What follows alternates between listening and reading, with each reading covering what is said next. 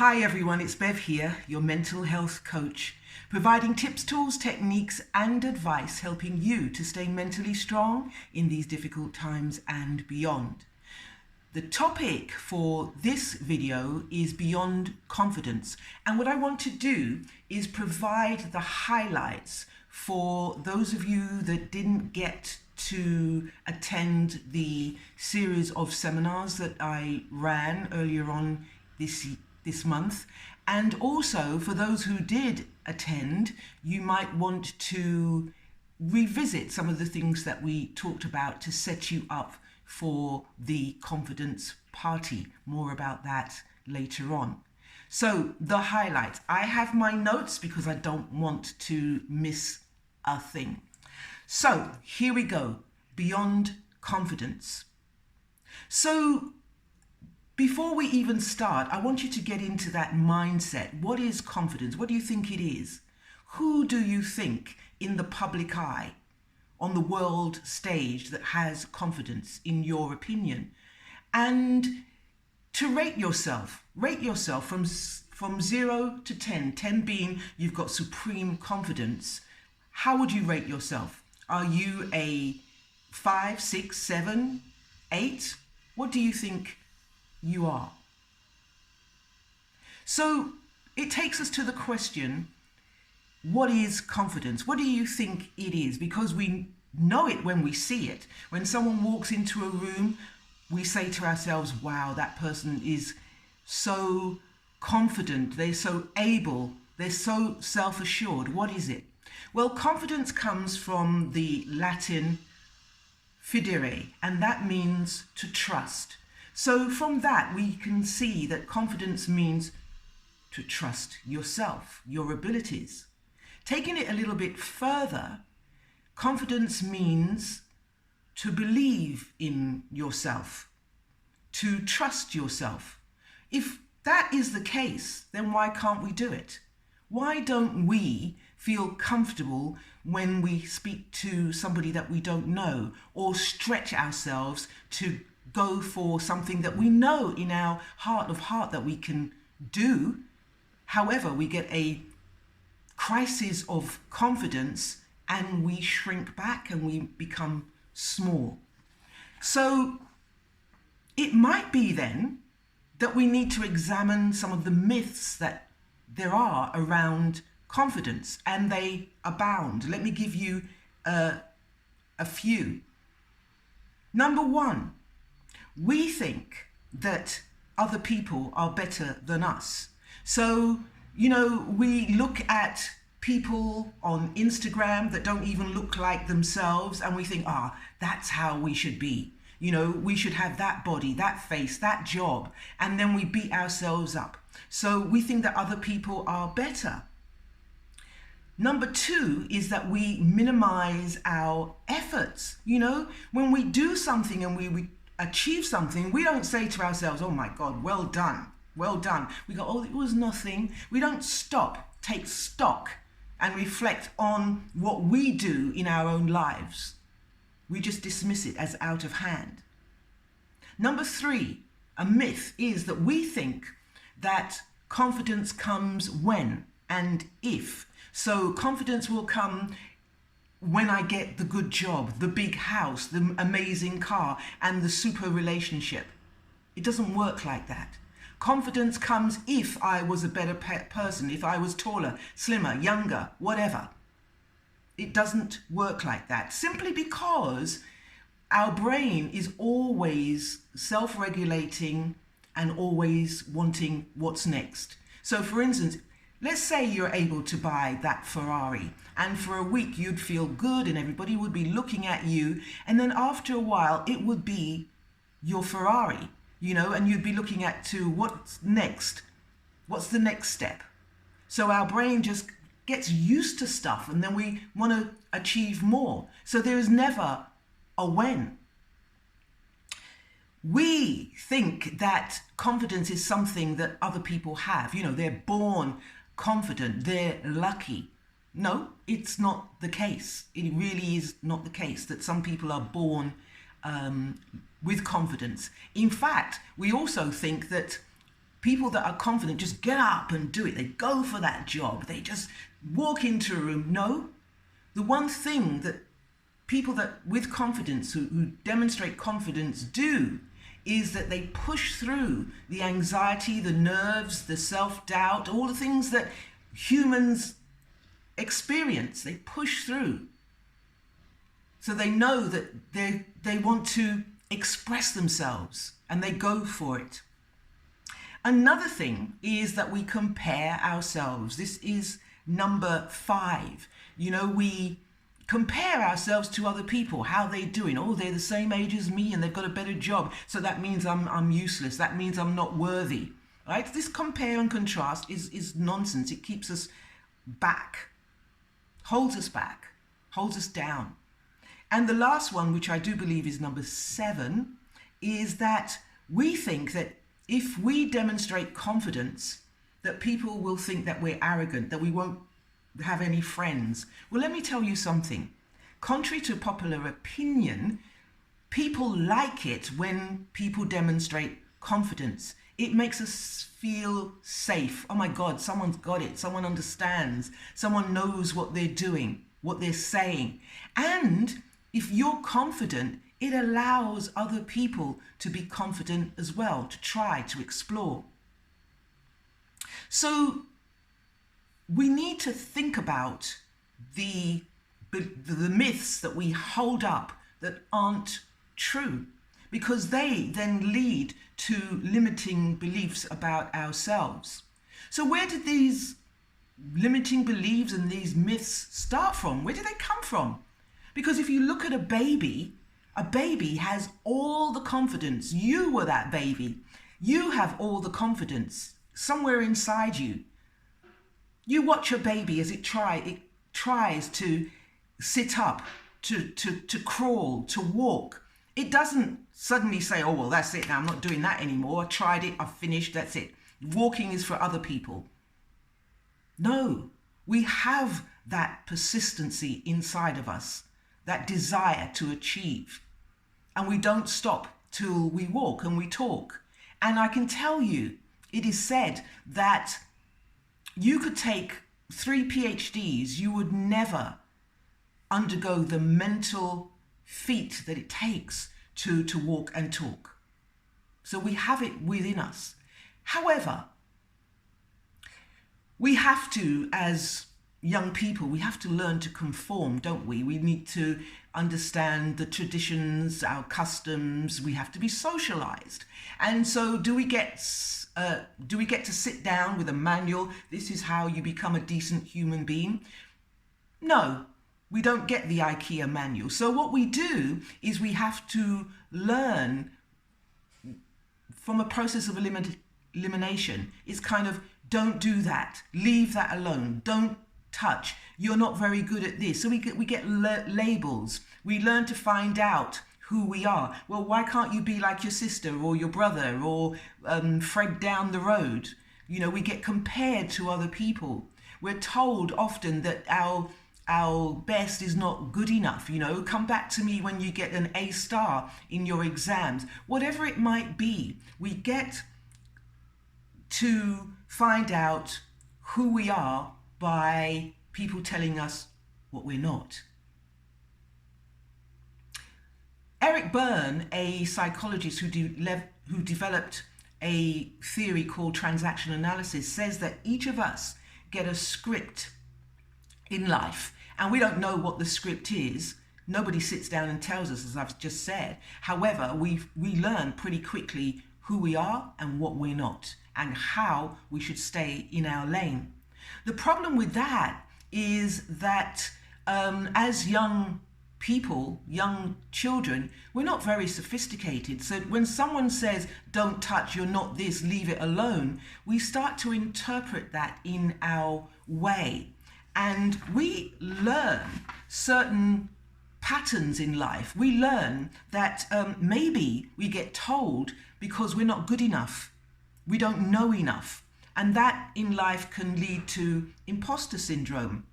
We get told, or we learn to believe in ourselves, that maybe other people are better than us, you know.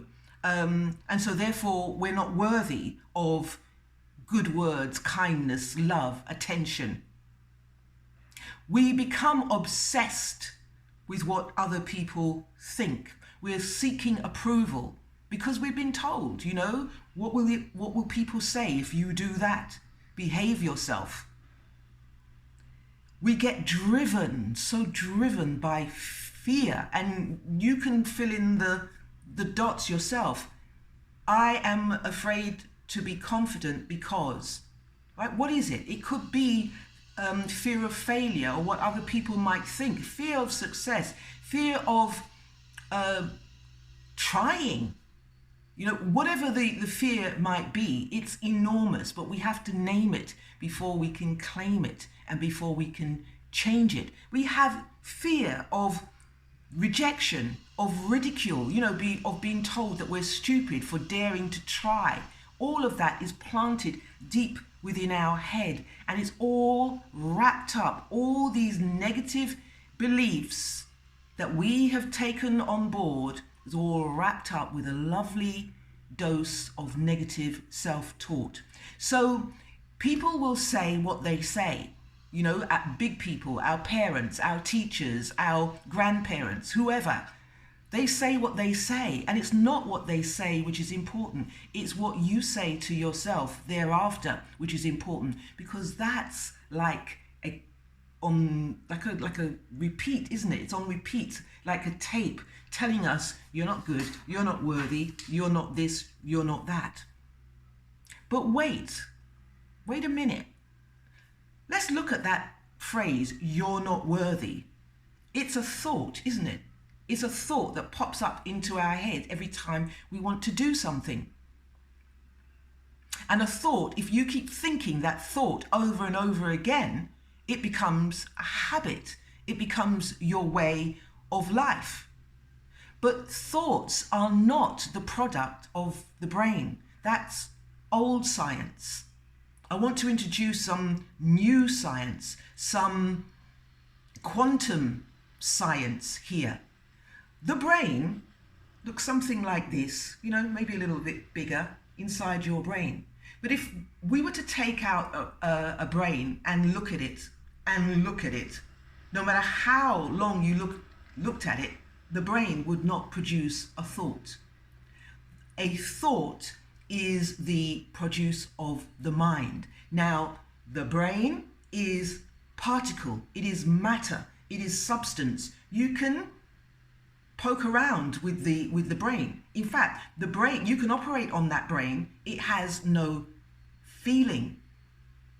The mind works in tandem, or it works through the brain. It influences the brain, but the mind is wave. It is energy. You can't see the mind. You cut yourself, cut your head open. Where is the mind? Where is the mind? The mind is energy, and thought is an energy. So if you think that you are not worthy, that you're no good, you're useless, other people are better, and so on and so forth, that thought will produce a feeling, right? Oh my God, I'm useless. That feeling then influences your brain. The brain, that's not a positive thought, is it? So a negative thought, which you keep thinking over and over again, will influence the brain, and it will produce the corresponding hormones. So if it's a negative, which creates stress on the brain, then you will tend to produce cortisol or adrenaline, which will then create stress in your body. Do you see how it works? So in order to be confident, we need to influence the mind. We need to capture the mind, not the brain. So let's talk about the brain and the mind relationship. So the brain simply does what it's told. The mind says, okay, people are not to be trusted, creates stress. Brain then works accordingly. The mind has a magnetic field all around you. Some say up to 10 feet. And therefore you know when someone's looking at you, even at the back of your head. You can get an electric shock from another person. You can walk into a room and know that these people have just had an argument. And even if you say to them, everything okay? They go, yes. But you know, you've got extrasensory perceptions. The mind is mostly positive or negative. Now, as I said, if you are a negative type of person, thinking negative thoughts, then you're going to produce the necessary hormones. If you are positive, you will produce the necessary hormones, which are uplifting, which also improve your immune system. So this is how it works. You get an event in your life, you think about the event, you interpret the event, you feel what's going on, you feel it in your body, you make a judgment, you choose, that's your reality. Right? So event, think, feel, choose, your reality, your life. So let's just look at that by way of an example.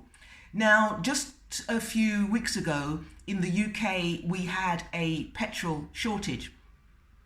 So for some, that's an event, right? Petrol shortage. It doesn't have to be true. People perceive there was a petrol shortage, and then they start to think, oh my God, there's a petrol shortage. And then they feel, what I need to get supplies. And then they drive around using petrol to get petrol. So do you see? But what is the thought process? The thought process is, there is not enough. I need to get petrol. I need to stockpile. I feel it, I get anxious, I get nervous because I don't have enough to survive. And that then leads people driving around looking for petrol. That's their reality.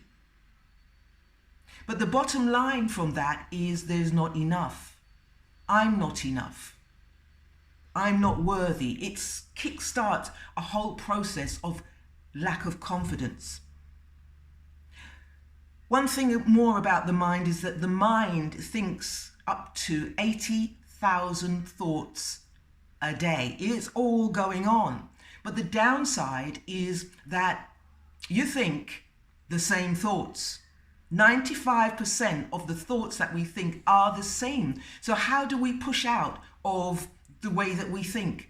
How do we change if we're just in this world thinking the same thoughts over and over again? And you can see that if you think negative thoughts over and over again, that's going to play havoc on your system, your body, the way that you view the world.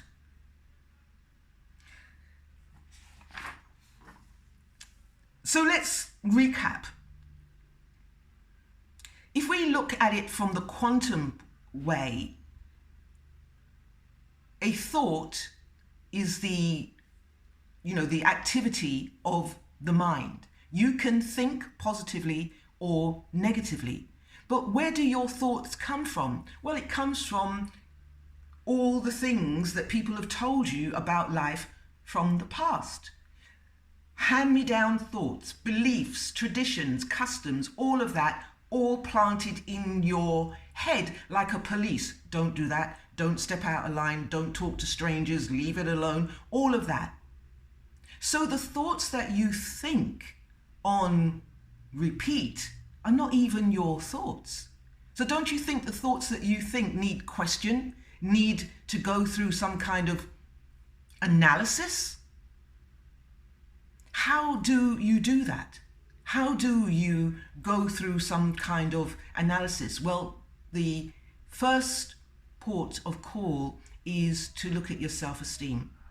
Because you may have heard people say that confidence is an inside job. Indeed it is. Every self-development is an inside job. Because if I'm looking in the mirror and I don't like my hair, then I'm not going to adjust the mirror. I'm going to adjust my hair. I'm going to adjust myself. I'm going to change myself. So you need to go within to turn what you perceive as lead into gold. You have to be the alchemist. So first port of call is self-esteem, because they are linked. Self-esteem is linked to confidence. So the first thing, self-esteem is the internal evaluation. What you think of yourself deep down. Do you like yourself? Do you love yourself?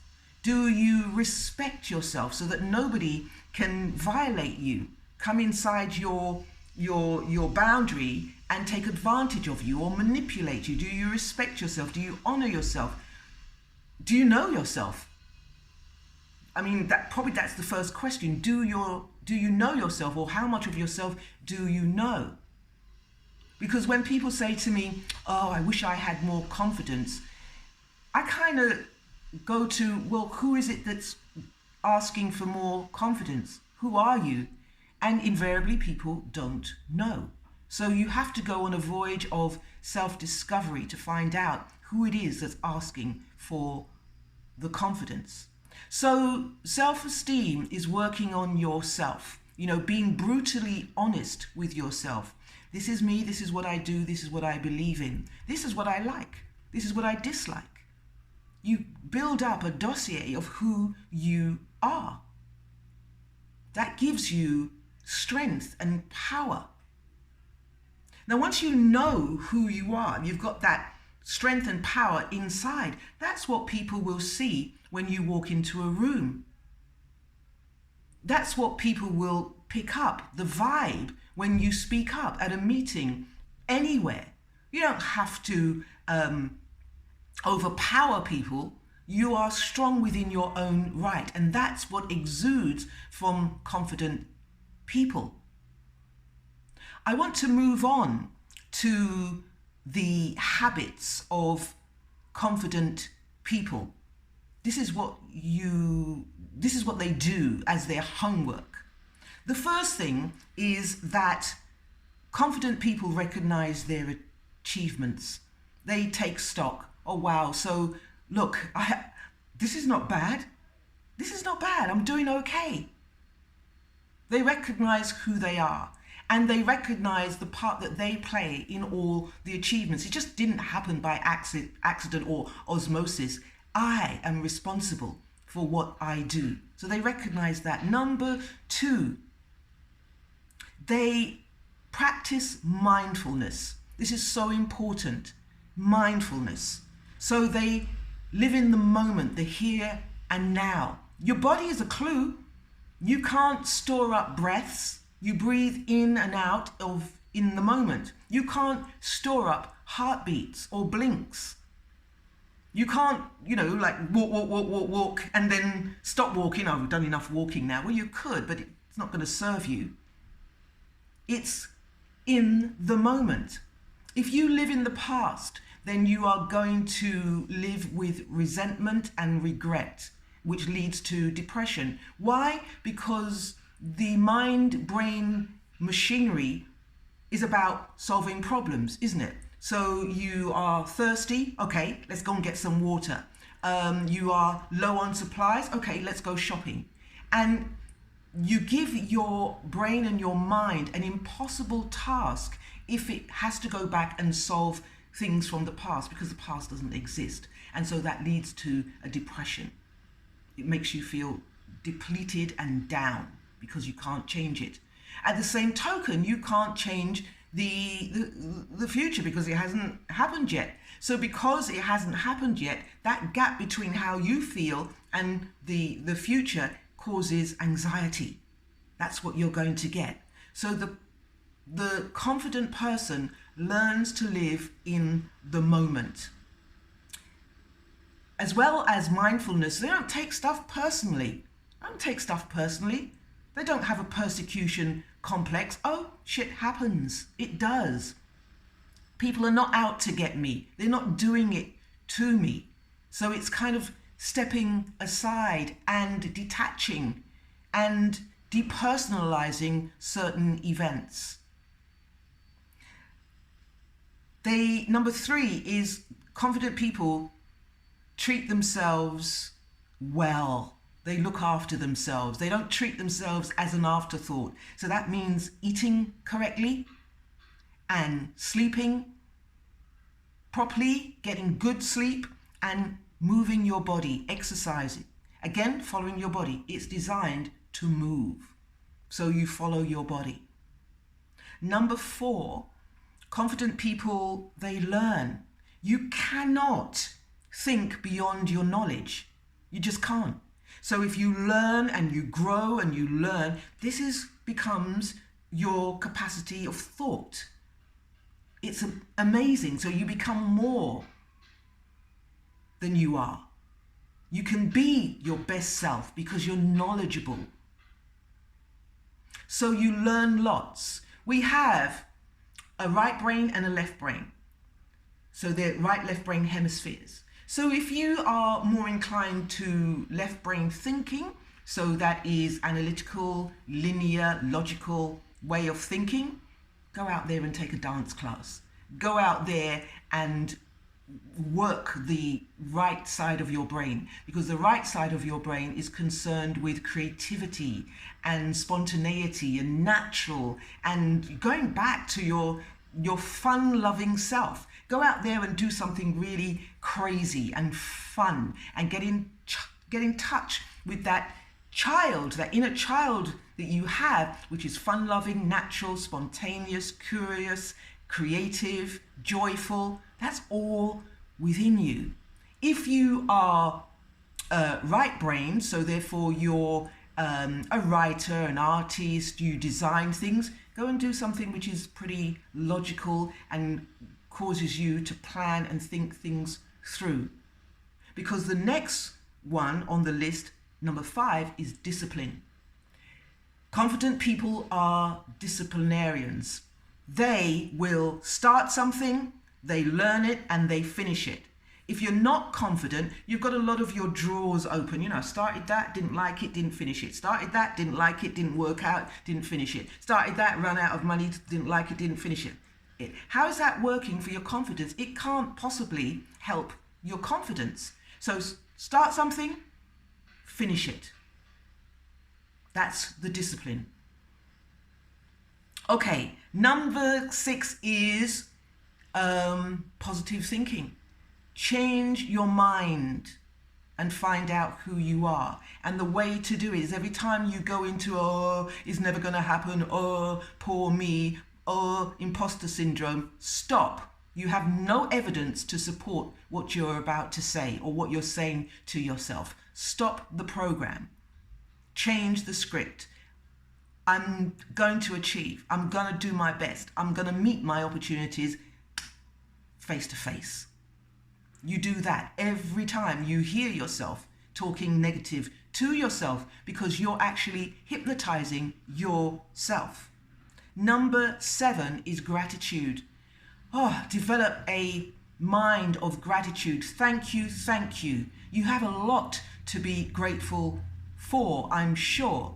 If you've got a roof over your head, if you can go to the kitchen and find something to eat, if you've got a bed to sleep in, if you've got your creature comforts, maybe not the best in the world, but you've got them, you need to say thank you, thank you, thank you, thank you for putting me in this position. Because the gratitude will activate the law of attraction. Because if you're grateful, the law of attraction says, oh, I know what you like. Here's some more. That's how it works. Number 8 is step outside of your comfort zone. Do something different. You know, even if it's going home or walking a different way, expand your mind, explore. How do you feel when you're outside of your comfort zone? Do you get anxiety? Good. Good, you get anxiety. Push at that anxiety. Push at your comfort zone. Because yes, when you do something, you will meet fear, anxiety, apprehension, all of that. But if you persevere and push through, what are you going to get? A sense of achievement, an opportunity to celebrate, and a way of becoming more of who you are. Number 9, get good people around you that elevate you. that elevate you. These are called wise associates in the Buddhist tradition. You want to get people that enable you to raise your game, to make you feel joyous, to make you laugh and smile and follow your dreams. Yeah, you can. Yeah, let's dare to dream. Not people that, have got a umbrella up all the time, even when it's sunny. You don't want those people, because if you associate with people that create drama, you will become a drama king or queen. If you associate with people that are negative, you will become negative. It is what you marinate yourself in. And the 10th one I have for you is learn to meditate. Now, many people say to me, I can't sit still for 5 minutes. So who's in charge? Who's driving your car? If you can't sit still for 5 minutes and silence your mind, what's going on? You have to learn, because I'm telling you, we are now interacting consciously. I'm speaking to you, and hopefully you're listening and taking some of what I'm saying on board. But you've got 9/10 of your mind, which is subconscious and unconscious. There's parts of you that you have never, ever explored. How about that? And if you were able to silence your mind and then explore your mind, it's a gift to yourself. I want to tell you in closing that confidence is in your nature. You were born confident. If you weren't confident, you wouldn't recognize it if you saw it, when you see it. I want you, because we're going into 2022 and it's a brave new world and we'll never go back to normal. So confidence is the normal. The old normal is confidence is about believing in yourself. You've got to believe in yourself. Huh? No, the new 2020 quantum psychology is that confidence is a thought that your mind keeps thinking. So the key to confidence is to control your mind. Lasso that mind and bring it, let it yield to you, to be in charge of you and your destiny. That was the top line highlights of Beyond Confidence that we discussed in a series of seminars that I ran. Now, I am now opening the doors to the Confidence Party. What is the Confidence Party? Well, the Confidence Party is going to be run on the 31st of October. And if I can speak, an auspicious day. An auspicious day. Tried it 3 times, got it. Okay, the 31st of October at 7:30 to, let's say, 9:30. So we're going to have 2 hours and we're going to workshop confidence. So what you've just heard is the theory and the present day understanding. When we meet up on the 31st, we will start to excavate your confidence.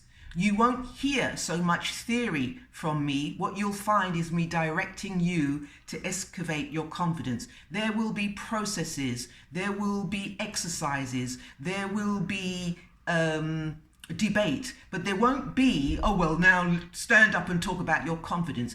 Confidence is an inside job. You need to go within. So it will be safe. It will be joyous. You will feel lighter as a consequence. So I hope that you can join me on the 31st. Now there is a tariff associated with this workshop, and it is £25. £25 per link. So I don't care if you sit around with your laptop and you've got some of your mates and you go through the workshop with me together. I'm not concerned. I understand that times are tough for a lot of people, so you might want to spread that cost. I don't mind how you do it as long as you do it. What price? Your confidence. What time are you going to take out to believe in yourself? So if you want to join me and a whole lot of others at our party, why party? Because it's a celebration of you. If you want to join, then the joining instructions are in the description box below. I hope to see you there. Until next time, take care.